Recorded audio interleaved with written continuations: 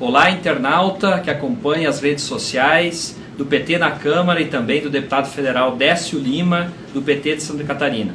Estamos aqui no estúdio do PT na Câmara com o líder da minoria, líder da oposição no Congresso Nacional, deputado federal Décio Lima. É um prazer recebê-lo aqui, deputado. E hoje assuntos não faltam aqui em Brasília e no país. Eu gostaria que o senhor comentasse, deputado Décio, sobre a capa do jornal O Globo de hoje. Né? Bom, primeiro eu queria dizer da alegria de poder estar aqui ladeado por você, Carlos Leite, que Obrigado. tem aqui vivenciado muito o ambiente de Brasília, particularmente da Câmara dos Deputados, do Congresso, de modo geral, para poder, inclusive, testemunhar esse sentimento que todos nós, minimamente, podemos ter dos acontecimentos últimos do nosso país. A capa do jornal o Globo, pena que nós não tínhamos aqui para mostrar para os nossos internautas, mas os nossos internautas certamente já viram sociais, e já as têm certamente como um processo que, na verdade, sintetiza os acontecimentos e a participação da mídia, particularmente da Globo, mas hegemonizando todos os veículos, os grandes veículos de comunicação. A capa da Globo que nos referimos é aquela onde traz uma manchete dizendo que o Lula faz parte de uma organização criminosa junto com a Dilma, que o PT é uma organização criminosa, e embaixo a foto das várias malas do dinheiro, que são malas que foram trazidas dos acontecimentos decorrentes do GEDEL, do PMDB. Portanto, essas malas, elas são a fotografia deles e a manchete é a nossa fotografia, tentando aquilo que na máxima popular se diz: quem não tem argumentos tenta confundir. Ou seja, quais são os argumentos? Não se tem argumentos para imputar qualquer condenação criminosa ou de qualquer desvio do presidente Lula e da presidenta Dilma. Aquela fotografia, pelo contrário, é o retrato deles, é o retrato de um processo inescrupuloso produzido pelo golpe e produzido até no período do governo Lula, do governo da presidenta Dilma, do Fernando Henrique Cardoso, mas pelas mãos do fisiologismo da política, que não tem nenhuma referência com a nossa história, com a história do PT e da nossa luta. Portanto, é um acontecimento que desnuda esta situação em que o Brasil está vivendo. Eu te confesso que eu recebi a capa do Globo hoje, como o noticiário das televisões, com dois sentimentos. O primeiro sentimento é aquele de indignação, ou seja, uma indignação, uma revolta, porque o Brasil ainda, infelizmente, e muitos brasileiros estão incorrendo na mentira, no erro de uma falsa afirmação em decorrência de todos esses acontecimentos, que para muitos já está caindo a ficha. É verdade. Né? Daqueles que bateram panela, da classe média que se aborreceu em alguns episódios, não contra os erros do PT, mas contra os acertos, que passaram a dividir riqueza e passaram a construir uma agenda de inclusão social. A primeira é aquela de indignação, quando se olha esse noticiário. Mas a segunda, até de certa forma, de uma alegria. Né? Por quê? Porque desnuda quem são essa gente, desmascara, né, os crápulas que estão por trás desse processo no país. Né? Então, eu acho que o povo brasileiro ele não vai se deixar levar por um conjunto de acontecimentos dessa natureza a mais, porque primeiro que já foi enganado. Né? Segundo, que são acontecimentos que ferem e agridem a intelectualidade mediana de qualquer um, a compreensão mínima de qualquer um. Né? Quem não sabe que aquela foto era do GEDEL, né, das malas. Aliás, essas malas né, elas que apareceram, que nós sabemos, né, são as que apareceram, fora as ocultas que circulam por torno disso, mas elas também trazem uma expressão do que era aquela malinha que foi entregue para o Rocha Loures, para o Aécio. 500 mil e agora 50 milhões. Então você vê que a do Rocha Loures era uma necessaire, perto desse conjunto, né, desse volume de dinheiro que ficaram 2 dias contando, né, que estava num apartamento. Por outro lado, Carlos Leite, é importante aqui nós também dizermos de que o Ministério Público deve uma prestação de contas ao povo brasileiro. Eu não sou daqueles que, como Setúbal pertence, que foi um dos protagonistas aqui na Constituinte de 88 do Ministério Público, que depois veio afirmar de que eu não sou Golbery, ele disse isso. Ele cunhou essa frase na história do nosso país, né, que é uma das figuras mais respeitadas do direito brasileiro, Setúbal, que não é do PT, que não é do nosso partido. Mas ele disse, usou essa expressão, eu não sou Golbery, se referindo ao general Golbery do Couto Silva, que foi o grande arquiteto de grande parte do período da ditadura militar. Mas eu reconheço que criei um monstro, que é o Ministério Público. Eu acho que o Ministério Público agora precisa começar a rever as suas posições.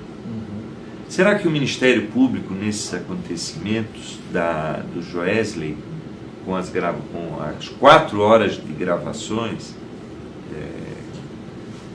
quando se coloca que o Janot estaria já maquietado, manipulado nesse processo por conta do envolvimento de ex-assessores, que portanto tem a ver com a mala do dinheiro, quer dizer, foi dinheiro porque ex-assessor do Janot foi contratado pelo Joesley, trabalha na delação do Joesley.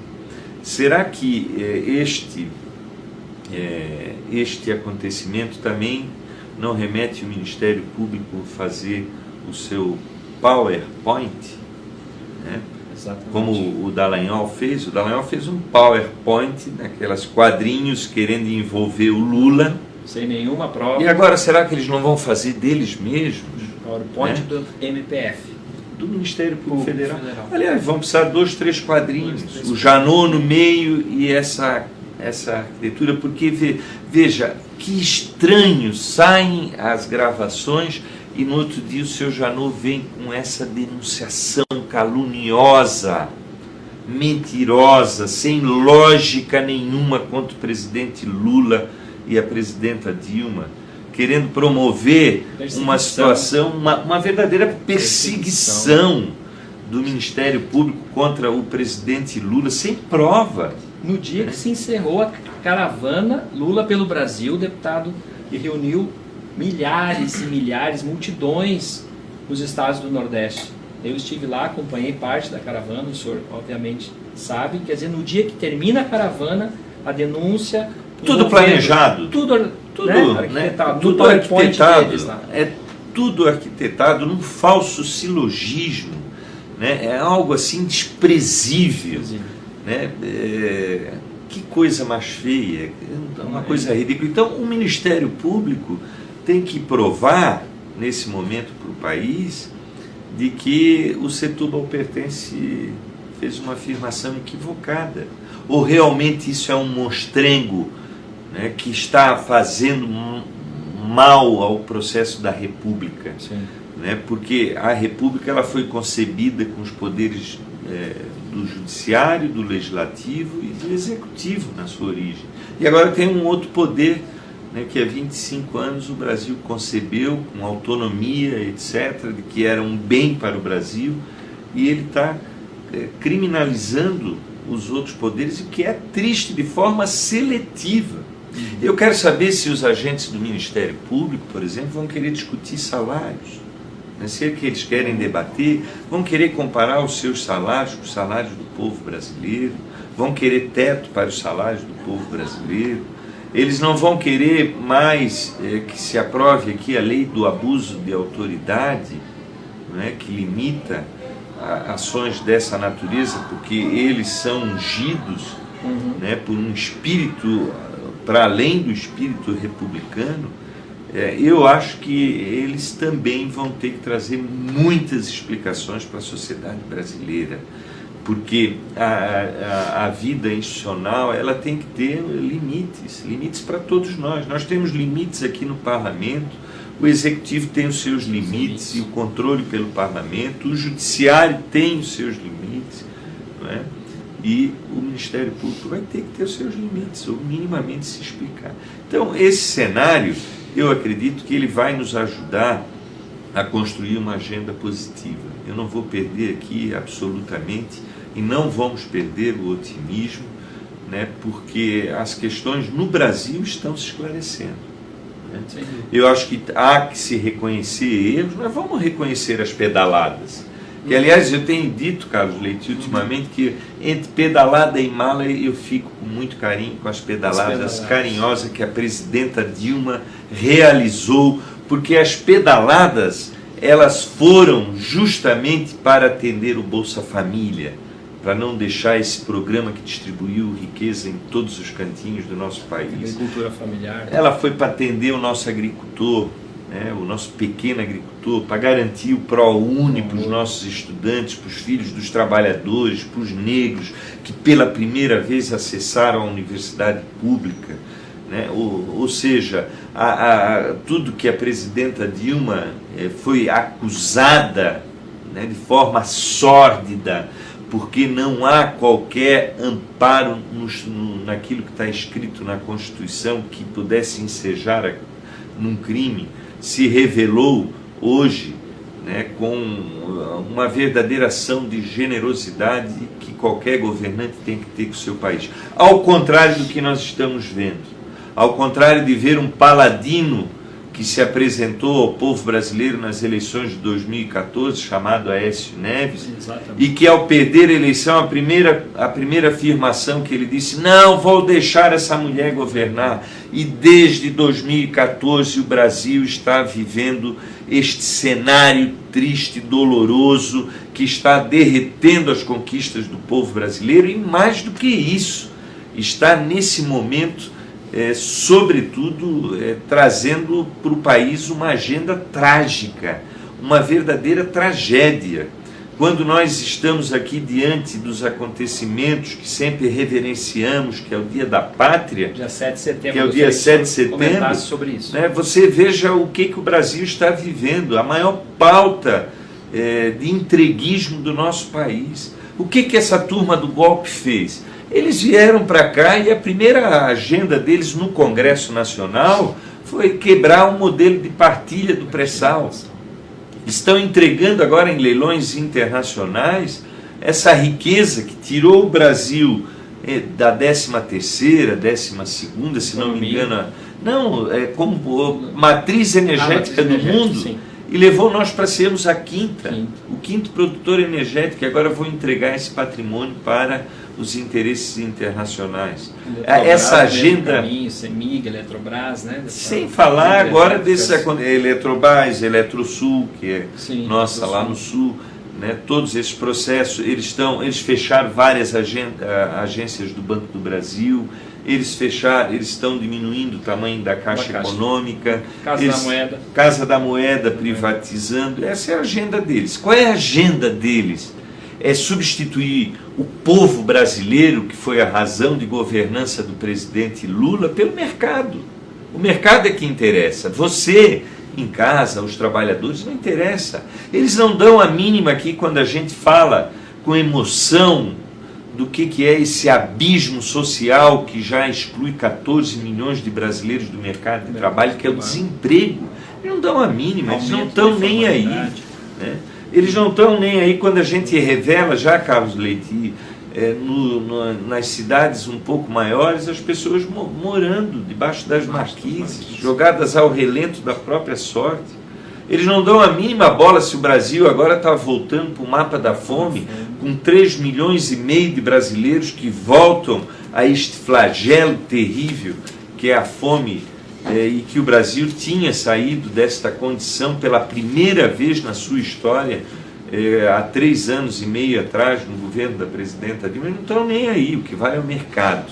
Eles não estão nem aí com você que sonha com a cidadania mínima que qualquer país civilizado e decente no mundo oferece para o trabalhador, que é a aposentadoria. Eles não estão nem aí, eles querem aqui logo passar a reforma da Previdência para jogar 100 milhões de brasileiros ou mais no mercado financeiro, para você sentar, fazer o cálculo e dizer, bom, por essa Previdência Pública aqui eu não vou me aposentar, então eu vou procurar o Bradesco, o Unibanco, eu vou procurar os agentes financeiros, quer dizer, jogar você para o mercado financeiro.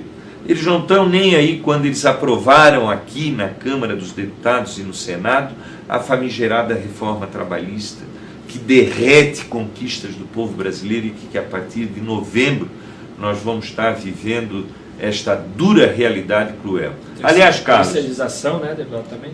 O processo de terceirização que está aí embutido. Aliás, eu queria dizer o que nós vamos comemorar no Dia da Pátria. Que país é esse que nós vamos comemorar? Que independência é essa? Que independência é essa?